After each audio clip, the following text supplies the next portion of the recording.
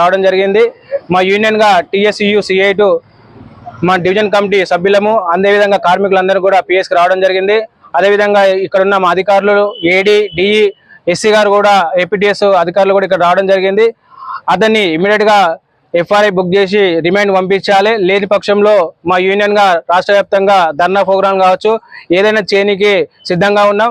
ఇది ప్రభుత్వము మరియు మా మేనేజ్మెంట్ కూడా స్పందించాలి. ఈ దాడులు మా సౌత్ సర్కిల్లో కొనసాగుతూనే ఉన్నాయి. మేము ఉద్యోగం చేయాలన్నా మాకు ఇబ్బందికరంగా ఉంది.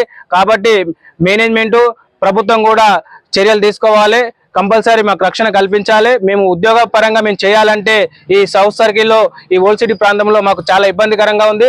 మేము ఏమి చేసినా మాపై దాడులు గత 15 రోజుల ముందే మా వ్యక్తులపై అదేవిధంగా ఈ దాడులు దెబ్బలు జరుగుతూనే ఉన్నాయి. కాబట్టి మా యూనియన్ గా డిమాండ్ ఒకటే, అతన్ని ఇమీడియట్ గా రిమైండ్ పంపించాలి.